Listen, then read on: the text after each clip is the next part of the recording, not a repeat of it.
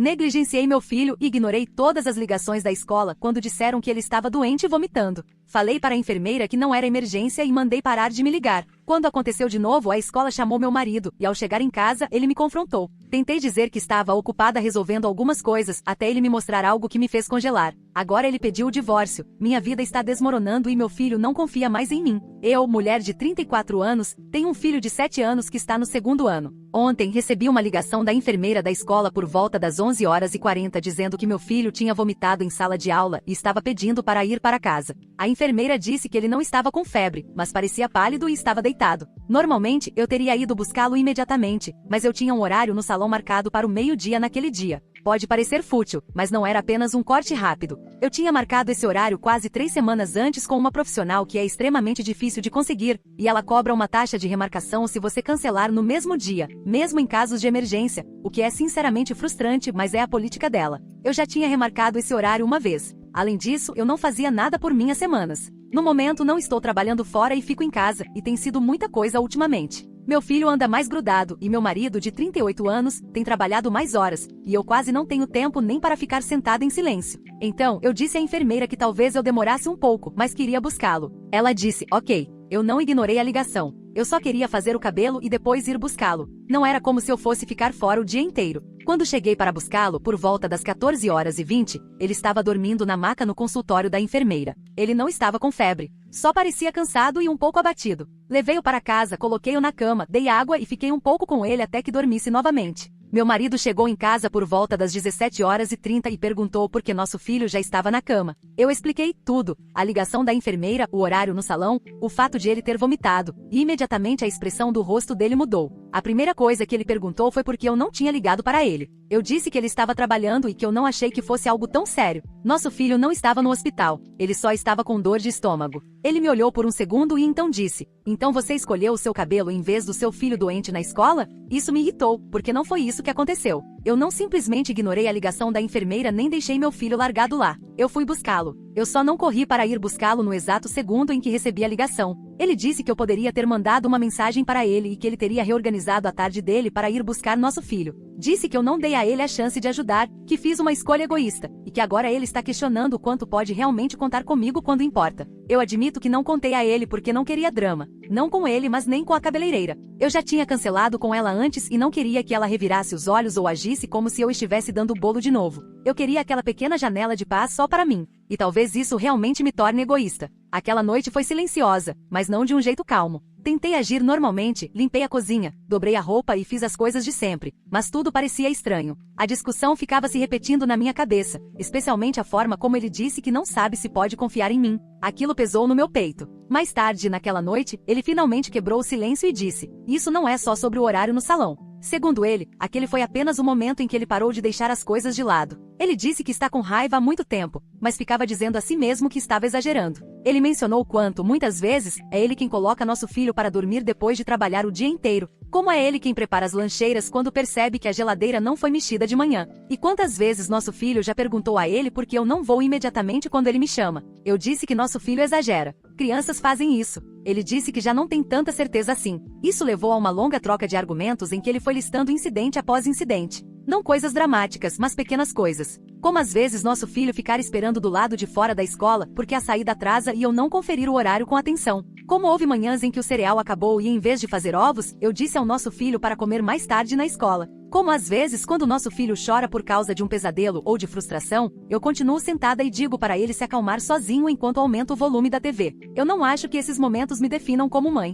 Eu não os via como prejudiciais. Para mim eram momentos em que eu estava cansada, sobrecarregada ou tentando passar pelo dia sem perder a paciência. Mas meu marido vê um padrão. Ele diz que parece que eu me desligo sempre que ser mãe se torna inconveniente e depois ajo como se não entendesse porque ele fica frustrado. O que mais doeu foi ele dizer que se sente como um pai solteiro metade do tempo. Que ele trabalha o dia inteiro sabendo que se algo sério acontecer, ainda assim será ele quem terá que largar tudo. Ele disse que quando a enfermeira da escola liga, isso deveria ser automático. Sem cálculos. Sem pesar taxas, compromissos ou conversas constrangedoras. Eu disse a ele que isso era injusto, que eu busquei nosso filho, que ele esteve seguro o tempo todo, que a enfermeira sabia o que estava acontecendo. Eu não estava inacessível, mas meu marido disse, segurança não é o parâmetro, cuidado é. E do ponto de vista dele, parecia que eu escolhi conforto em vez de urgência. Então ele voltou ao comentário sobre trabalho. Disse que não estava tentando me insultar quando sugeriu que eu arrumasse um emprego. Disse que realmente acha que eu estou travada e frustrada e descontando isso em todo o resto. Que talvez ter uma rotina ajudasse. Eu ouvi isso como se ele estivesse dizendo que eu sou inútil em casa. Falei que aquilo soava duro e desdenhoso. Ele respondeu: não é abuso esperar esforço. A palavra abuso surgiu porque eu o acusei de ser emocionalmente duro e desdenhoso quando despeja tudo isso em cima de mim. Ele disse que chamá-lo de abusivo encerra a conversa e evita o problema real. Isso me deixou furiosa, porque senti que ele estava jogando tudo de volta para mim. Como se qualquer defesa que eu tivesse fosse apenas mais uma prova para ele de que eu não assumo responsabilidade. Perguntei por que ele não disse nada antes, se as coisas estavam tão ruins assim. Ele disse que toda vez que tentou, eu desconversei, minimizei ou disse que ele estava fazendo tempestade em copo d'água, o que admito que provavelmente fiz. Eu não gosto de ficar cavando o passado. Acho que isso mantém as coisas emperradas. Ele acha que ignorar deixa tudo apodrecer. Em algum momento, ele disse que tem medo de nosso filho aprender que as necessidades dele vêm em segundo lugar. Isso realmente me assustou. Não porque eu ache que seja verdade, mas porque se meu marido acredita nisso, então nem estamos na mesma página sobre o que está acontecendo dentro da nossa própria casa.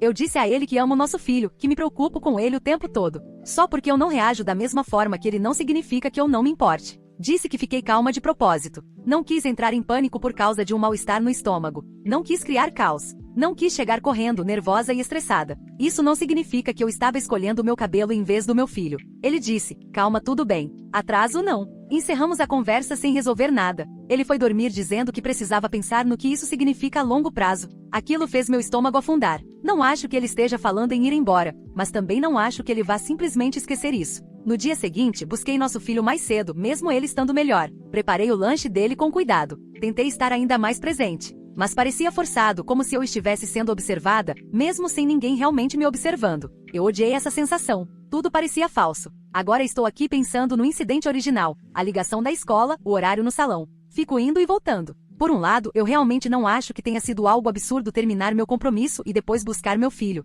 Ele estava sendo supervisionado. Eu me comuniquei com a enfermeira. Ele não estava em perigo. Pais não deixam de existir como pessoas no segundo em que têm filhos. Por outro lado, consigo ver como, somado a todo o resto, isso provavelmente ficou muito mal. Talvez nunca tenha sido sobre o cabelo. Talvez tenha sido apenas o momento em que meu marido decidiu parar de deixar as coisas de lado. Eu não me sinto uma mãe negligente. Não sinto que mereça ser retratada assim, mas também não sei se estou sendo defensiva em vez de honesta comigo mesma. Então estou perguntando a estranhos porque a essa altura, não confio no meu próprio julgamento. Sou a errada por fazer o cabelo antes de buscar meu filho doente na escola? Comentários do Reddit. Comentário 1. Nem o julgamento de todo mundo é errado ou cobre este caso. Não estar se sentindo bem ou está fazendo um enorme trabalho aqui. Seu filho vomitou na escola. Isso já é horrível para um adulto, imagine para uma criança de 7 anos presa numa maca de vinil, em uma sala que cheira a desinfetante e aos germes de outras crianças. Quando você está enjoado, você quer casa, sua cama e alguém que realmente apareça por você. Em vez disso, seu filho esperou porque você não quis lidar com inconveniência ou julgamento. Essa escolha importa, independentemente de quão calma ou centrada você se sentiu durante seu compromisso. Do ponto de vista do seu filho, ele estava doente, desconfortável e esperando. Do ponto de vista da escola, eles tiveram que cuidar de uma criança vomitando por mais tempo do que o necessário. Do ponto de vista do seu marido, isso confirma algo que ele já vinha temendo.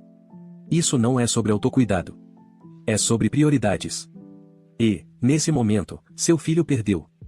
Comentário 2. Isso não explodiu por causa da sua ida ao salão. Explodiu porque seu marido se sente sozinho na parentalidade e você não levou isso realmente a sério. Você não precisa ser perfeita. Mas, sinceramente, você nem sequer ligou para ele quando a enfermeira ligou. Não porque ele não ajudaria, mas porque você não queria o transtorno no salão. Isso não é só evitar conflito. É você escolhendo se proteger do desconforto enquanto outra pessoa poderia ter lidado com a situação real. E agora você está girando a narrativa como ele está trazendo o passado de novo. Sim, porque o passado não foi resolvido. Se ele ainda é quem prepara os lanches, coloca para dormir e busca na escola, enquanto também trabalha em tempo integral, então, desculpa, o passado é o presente. Sinceramente, acho que a criança merece algo melhor do que ser a segunda prioridade só porque a mãe não quer ter conversas constrangedoras com a cabeleireira. Também acho que você merece algo melhor do que continuar fingindo que está sobrecarregada enquanto fica parada, sem fazer nada. Mas nenhuma dessas coisas se resolve fingindo que isso tudo foi apenas um mal-entendido. Comentário 3. Sou professora. Prometo que todo adulto naquele prédio percebeu o que aconteceu. Quando uma criança vomita, o protocolo entra em ação. Alguém sai de suas funções normais para supervisionar. Outras crianças perdem atenção. A administração se envolve. A enfermeira não fica simplesmente ali sem fazer nada. Ela está gerenciando um problema que os pais são esperados resolver prontamente. Você nem sequer considerou alternativas. Não ligou para seu marido. Não perguntou se outra pessoa poderia buscá-lo.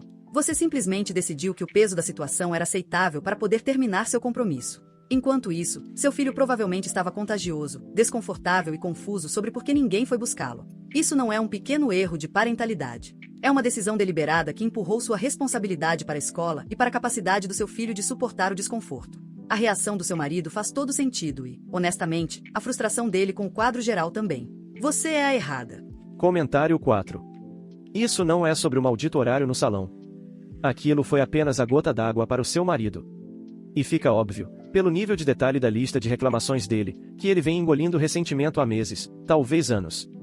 A questão do cabelo o atingiu em cheio porque confirmou aquilo que ele provavelmente já temia, que, quando a coisa aperta, ele é o único realmente comprometido como pai em tempo integral. Você pode dizer que seu filho estava seguro e que a enfermeira estava bem em esperar. E, sim, tecnicamente ele não estava em perigo. Mas a questão é a seguinte, quando uma criança vomita na escola, ela não quer uma enfermeira e uma maca. Ela quer um pai ou uma mãe que apareça rápido, não alguém que termine uma mecha com papel alumínio e uma escova antes. Você vive dizendo que seu marido está trazendo coisas antigas, mas nunca diz que ele está errado sobre elas. Sinceramente, aumentar o volume da TV quando seu filho chora é um soco no estômago. Eu sou o pai. Se minha parceira fizesse isso mais de uma vez, eu também estaria me perguntando o que diabos está acontecendo. Atualização. Muita coisa aconteceu desde a minha postagem. E sendo honesta, eu não contei tudo da primeira vez. Deixei partes de fora que achei que eram privadas ou irrelevantes ou que eu realmente não achei que explodiriam do jeito que explodiram. Mas agora está tudo às claras e estou aqui para dar a atualização real. Alguns dias depois do post, deixei meu filho na escola pela manhã. Ele ainda não estava 100% depois do problema no estômago, mas insistiu que queria ir. Antes de ele sair do carro, eu disse, não me ligue hoje a menos que seja uma emergência, ok? Eu estou ocupada. Dei à enfermeira alguns medicamentos de venda livre para o caso de ele ficar desconfortável de novo. Disse a ela que eu não estaria disponível a menos que fosse algo urgente e fui embora. Não contei a ninguém o que eu faria naquele dia. Coloquei o celular no silencioso e não olhei mais depois que estacionei. E não, eu não estava no salão. Eu estava na casa de alguém. Um homem com quem venho me envolvendo há algum tempo. Alguém que conheci por meio de um amigo em comum. Alguém que me fez sentir compreendida quando as coisas em casa começaram a parecer que eu era invisível. Começou com mensagens inocentes, conversas ocasionais. Aos poucos, virou outra coisa. Eu menti para mim mesma por meses, dizendo que não era sério, que não machucava ninguém e que me dava uma válvula de escape. Disse a mim mesma que o salão de beleza era meu álibi e que desde que meu filho estivesse bem e alguém pudesse avisar meu marido se algo sério acontecesse, eu não estava fazendo nada de errado. Mas naquele dia, algo aconteceu. Meu filho teve outra crise de dor no estômago no meio da manhã. A enfermeira tentou me ligar várias vezes. Eu não atendi. Então meu próprio filho ligou para o pai. Meu marido saiu do trabalho imediatamente e foi buscá-lo. Ele disse que quando chegou à escola, a enfermeira parecia tensa e mal fez contato visual. Nosso filho perguntou, onde está a mamãe? E a enfermeira aparentemente forçou um sorriso e apenas disse, ela não pôde vir hoje. Ele me mandou mensagens, ligou. Eu não respondi por horas. Eu ainda estava com outro homem quando vi as chamadas perdidas, mas não quis explicar nada. Então, algumas horas depois, apenas respondi por mensagem. Eu estava ocupada. Está tudo bem? Quando cheguei em casa, meu marido estava me esperando. Ele perguntou, onde você esteve hoje? Eu disse, fui resolver algumas coisas, fazer compras e passei no salão para marcar um horário futuro. Ele não disse nada de imediato, apenas me olhou e falou, você tem certeza de que quer ficar com essa história? Então ele pegou o celular e me mostrou uma foto do meu carro estacionado em frente à casa de alguém que eu tinha dito ser apenas um amigo da academia. Eu congelei. Não consegui mais mentir. Desabei. Contei a verdade, que eu estava vendo outra pessoa, que não era algo sério e que isso não significava que eu não amasse nem a ele nem nosso filho. Ele perguntou há quanto tempo. Eu disse, meses. Ele perguntou quantas vezes eu tinha deixado nosso filho esperando ou deixado de cumprir responsabilidades para ficar com esse cara. Eu nem consegui responder. Foi aí que caiu a ficha de que eu realmente não sabia quantas vezes priorizei outra pessoa em vez do meu próprio filho. Ele não levantou a voz. Não disse muita coisa, apenas, quero o divórcio. Eu disse que não queria isso, que nosso filho não merece esse tipo de desfecho, que podemos consertar as coisas. Ele me fez uma pergunta. Você alguma vez realmente me amou ou eu era só um contra-cheque enquanto você saía por aí fazendo o que queria? Aquilo me destruiu. E então ele perguntou, você ao menos amou ele, nosso filho? Ou ele era só algo que atrapalhava quando você tinha planos? Ele disse isso olhando para minha cara. Aquilo doeu mais do que qualquer outra coisa. Eu sei que ele estava com raiva e talvez não quisesse dizer exatamente daquela forma, mas queimou. Ele me disse para sair de casa, mas eu disse que nosso filho precisava de estabilidade. Então ele arrumou uma bolsa e deixou nosso filho na casa da mãe dele. Desde então, tudo vem desmoronando. Ele deu andamento ao processo com o advogado. Descobri que ele entrou em contato com a escola para se colocar como o único contato de emergência. Ele até está reunindo registros escolares e diz que quer documentar todos os padrões de negligência. Ele está montando um caso contra mim. Enquanto isso, eu estou tentando juntar os pedaços que sobraram. Parei de ver o outro cara. Ele me bloqueou logo depois de toda a confusão. Provavelmente não quis ser arrastado para esse caos. Tentei confrontá-lo, mas foi inútil. Agora estou presa nesta casa metade do tempo, em uma guarda alternada informal, porque ainda não fomos ao tribunal. Meu filho não sabe o que está acontecendo. Ele só sabe que a mãe está mais presente agora, que de repente eu estou indo buscá-lo mais cedo, preparando o lanche, sentando para fazer a lição de casa e me voluntariando na escola quando posso. Tenho tentado realmente fazer mais. Acordo às 6 da manhã agora. Faço as compras. Preparei uma lancheira caseira com bilhetes. Tentei planejar um passeio de fim de semana, algo simples, um museu. Ele gostou, mas tem algo estranho. Ele ainda liga primeiro para o pai quando algo dá errado. A escola mandou um aviso para casa na semana passada. Nada dramático, apenas um lembrete para todos os pais sobre chegar no horário para buscar as crianças e estar disponível durante o dia escolar. Mas eu sei que aquilo foi para mim. A enfermeira não olhou nos meus olhos quando deixei o remédio. Os professores são educados, mas distantes. Uma das mães com quem eu costumava conversar no portão passou por mim como se eu não existisse. Todo mundo sabe, ou pelo menos suspeita. De qualquer forma, acabaram de me dar o benefício da dúvida. Tentei postar um texto longo sobre maternidade, estresse e perder a si mesma, tentando explicar como cheguei a esse ponto. Achei que talvez algumas pessoas entendessem. Talvez alguém me mandasse uma mensagem dizendo que já passou por isso. Em vez disso, alguém do lado do meu marido comentou: "Você deveria ter pensado nisso antes de trair." Apaguei tudo depois disso. A internet não é um lugar seguro para esse tipo de verdade.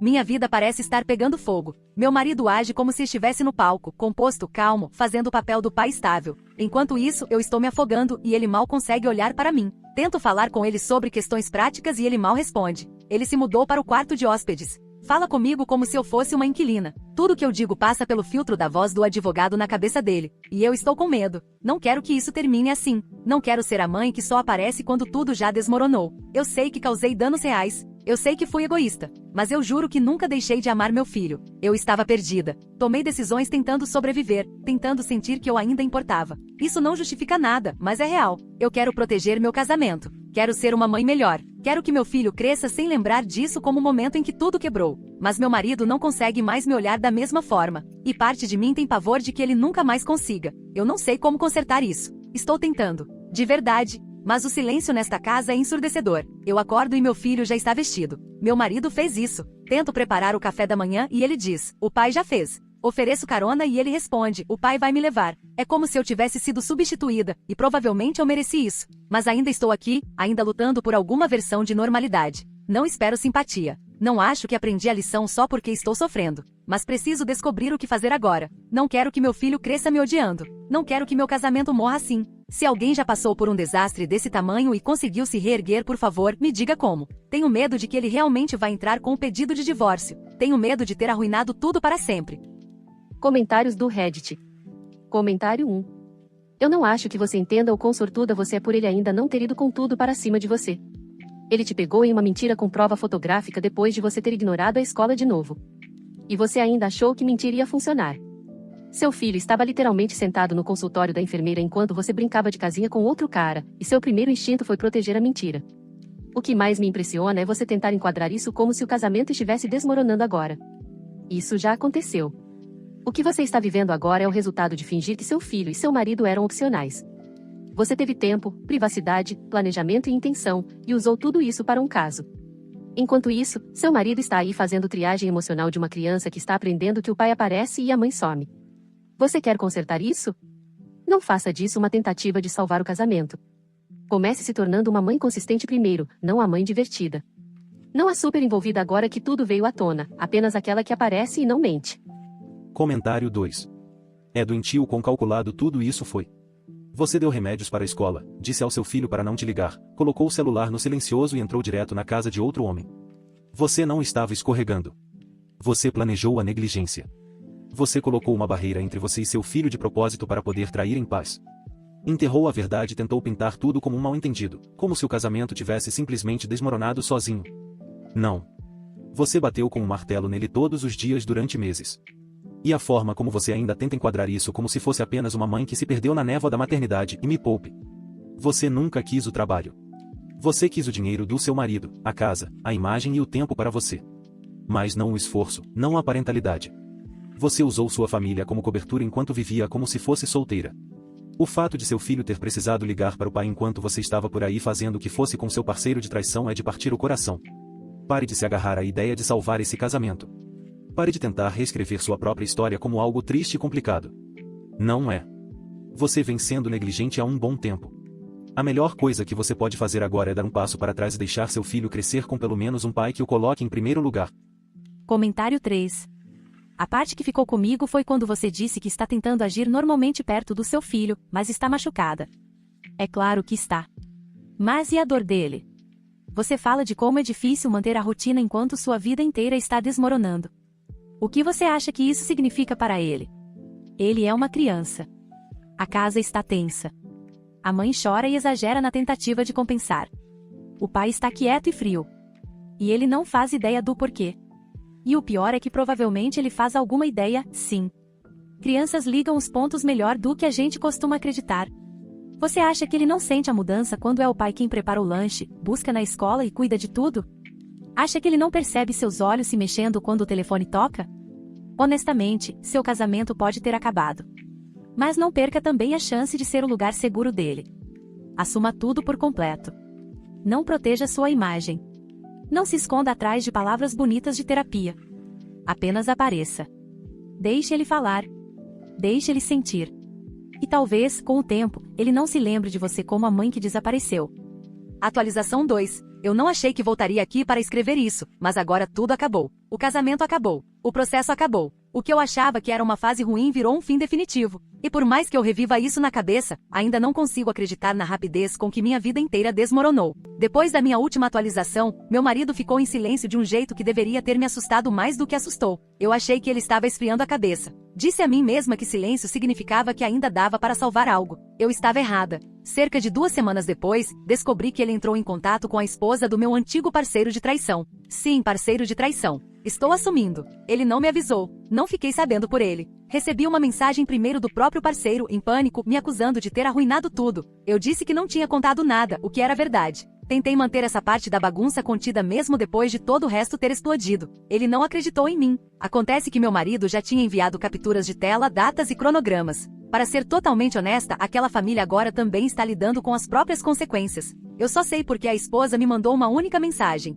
Fique longe da minha família. Eu não respondi. Não sabia como. Foi mais uma porta se fechando. Depois disso, tentei esclarecer as coisas com meu ex-marido, dizendo que eu mesma não tinha exposto o parceiro de traição. Não sei porque achei que isso importava. Ele disse, você ainda está protegendo ele. Aquilo doeu porque, do meu ponto de vista, eu só estava tentando evitar causar mais danos. Do ponto de vista dele, isso provava exatamente quem eu priorizava quando as coisas ficavam feias. Não muito tempo depois, ele entrou formalmente com o pedido de divórcio, guarda e separação financeira. Eu entrei em pânico e comecei a fazer tudo o que as pessoas dizem para não fazer. Postei coisas vagas, mas direcionadas, nas redes sociais sobre traição e abandono. Dei a entender negligência emocional. Nunca falei em caso extraconjugal, mas as pessoas preencheram as lacunas de qualquer forma. Amigos em comum pararam de responder. Convites desapareceram. Alguém me removeu de um grupo sem dizer nada. Eu disse a mim mesma que era temporário. Não era. Também tentei falar com pessoas ligadas a ele, a irmã, uma tia, até o cônjuge de um colega de trabalho que eu mal conhecia, explicando o meu lado, esperando que alguém me visse como humana, e não como uma manchete. A informação acabou chegando até ele e, de repente, toda a comunicação passou a ser feita exclusivamente por advogados. Durante tudo isso, eu insistia que ainda era a mãe do nosso filho, que tinha direitos e que ninguém poderia apagar isso. Eu aparecia em lugares onde sabia que ele estaria, eventos da escola, uma festa de aniversário da qual ouvi falar por terceiros. E todas as vezes deu errado. Os professores pareciam desconfortáveis. Outros pais ficavam em silêncio. Um administrador da escola me pediu com cuidado que eu coordenasse tudo pelos canais adequados. Essa conversa acabou sendo registrada. Eu saquei parte da nossa conta conjunta antes que o bloqueio entrasse em vigor. Disse a mim mesma que precisava daquilo para sobreviver. Quando isso apareceu no tribunal, foi apresentado como pressão financeira. Tentei explicar que estava com medo, que não tinha renda nem rede de apoio, mas não foi recebido da forma que eu imaginei. Também sugeri aconselhamento várias vezes, mediação, acordos provisórios, qualquer coisa que desacelerasse a situação. Meu advogado me alertou que eu estava parecendo reativa e instável. Odiei ouvir isso. Eu sentia que era a única lutando, enquanto todos os outros já tinham decidido quem eu era.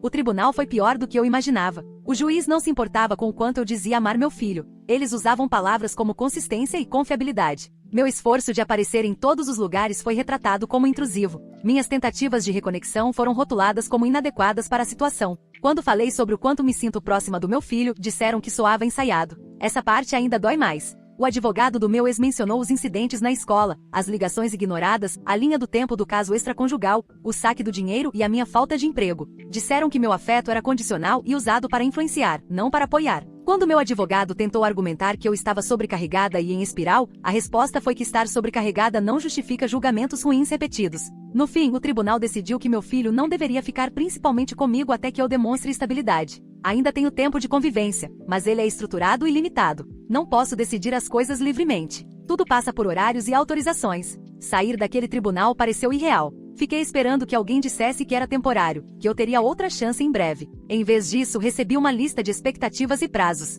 Agora, aqui estou eu. Não tenho emprego. Dependia do meu marido há anos. E quando isso acabou, minha segurança acabou junto. Amigos pararam de responder. Pessoas que eu achava que iriam perguntar como eu estava não perguntaram. Aniversários passaram sem mensagens. Os fins de semana são silenciosos. Meu filho vem durante o meu tempo de convivência, mas mal fala. Responde às perguntas com uma palavra. Não pede para ficar mais tempo. Não corre até mim. Quando chega a hora de voltar para a casa do pai, ele já está de sapato. Eu tento fazer tudo certo quando ele está aqui. Refeições no horário, sem distrações no celular, atividades planejadas. Chego cedo, fico presente e sigo cada instrução à risca. Parece que estou fazendo uma audição para um papel que antes eu exercia naturalmente. E ainda assim, dá para perceber que ele não relaxa aqui. Ele não se acomoda como faz com o pai. Uma vez, ouvi ele dizendo ao pai: "A mamãe está se esforçando muito." Não sei se isso é bom ou ruim. Também já me disseram que minha situação de moradia não é ideal para a guarda total. Reduzi tudo rapidamente, vendi coisas, cortei gastos, mas sem renda nada parece seguro. Comecei a me candidatar a empregos. Nunca pensei que precisaria fazer isso. Varejo, administrativo, qualquer coisa com salário e plano de saúde. Cada rejeição pesa mais, porque isso não é só sobre orgulho. É sobre se um dia vou ser vista novamente como uma opção segura. Meu ex-marido cortou todo o contato comigo fora da logística. Ele não fala mal de mim. Não se envolve. Isso quase dói mais. Ele aparece calmo, preparado, impecável. As pessoas o elogiam por ter assumido a responsabilidade. Enquanto isso, eu me sinto como exemplo do que não fazer. Fico pensando que ele arruinou a minha vida. Depois me pego questionando quanto disso já estava desmoronando antes de ele fazer qualquer movimento. Não sei qual pensamento é pior. Estou isolada. Estou exausta. Acordo todos os dias com um nó no peito, pensando no que perdi e no que fiz para chegar aqui. Estou tentando reconstruir tudo do zero enquanto carrego o rótulo que todos silenciosamente me atribuíram. Se isso soa como autopiedade, talvez seja. Não estou pedindo para ser absolvida. Só não esperava que responsabilidade tivesse a aparência de apagamento completo. Não sei o que vem a seguir. Não sei quanto tempo leva para uma criança voltar a confiar em você depois de você tê-la decepcionado desse jeito. Não sei como provar estabilidade quando tudo que eu tinha ligado à estabilidade desapareceu de uma vez. Tudo que sei é isto. Estou sozinha, recomeçando tarde e pagando por escolhas que eu insistia em dizer que não eram tão graves, até o mundo provar o contrário. Comentários do Reddit. Comentário 1. Você não parece compreender o que o tribunal realmente viu. Juízes não se importam com lágrimas, sentimentos ou com quanto alguém diz que ama o próprio filho. Eles analisam padrões de comportamento. E o que eles viram foi alguém que mentiu, ignorou ligações médicas, movimentou dinheiro sem avisar, apareceu sem ser convidada na escola como se regras de guarda não se aplicassem a ela, e tentou transformar afeto em estratégia jurídica. Aquela frase que você disse sobre o tribunal achar que seu amor era manipulador? Pois é, isso não foi um mal-entendido trágico. É o que acontece quando alguém só começa a aparecer depois de ser descoberta, depois de ser exposta, depois de perder a vantagem. Tribunais odeiam parentalidade performática. Odeiam ainda mais do que parentalidade ausente, porque parece um jogo. Você perdeu porque eles viram a verdade por baixo da encenação. Comentário 2. Você escreve páginas e páginas sobre a sua dor, o seu silêncio, o seu isolamento, mas a única pessoa sobre quem você quase não fala é o seu filho. E quando fala, é sobre como ele não te abraça mais ou não parece relaxado. Adivinha? Ele tem 7 anos. Você acha que ele não percebe tudo. Você disse para ele não te ligar quando estava doente na escola e depois simplesmente ignorou a enfermeira. Essa memória vai ficar no peito dele para sempre. Ele provavelmente ainda está tentando entender isso, porque crianças querem amar os pais mesmo quando esses pais as decepcionam profundamente. E agora toda interação com você parece forçada, porque ele sente o desespero por trás dela. Isso não é conexão. Isso é pressão. Você não está tentando se reconectar. Está tentando ser perdoada sem merecer. Comentário 3. Eu fui a criança nessa situação. Cresci com um pai ou uma mãe que transformava tudo em como a vida era difícil para ele ou ela, enquanto silenciosamente incendiava o resto da casa. Traía, mentia, manipulava e chorava dizendo que era incompreendido o tempo todo. Isso me deixou com uma versão falsa de amor, que parecia obrigação. Então, quando li o seu texto, vi a minha infância inteira ali. Seu marido não arruinou a sua vida. Você fez isso no momento em que decidiu que seu filho podia esperar, que seu telefone podia ficar mudo e que o seu caso extraconjugal precisava de mais proteção do que o seu lar. Você ainda não entendeu. Você fala como alguém que quer crédito por sobreviver ao incêndio que ela mesma causou. Se você quer que seu filho volte para você um dia como um homem, e não como uma criança assustada, pare de escrever histórias de autopiedade e comece a aparecer de verdade quando ninguém está olhando. Todos os dias. Sem plateia, sem lágrimas. Apenas apareça.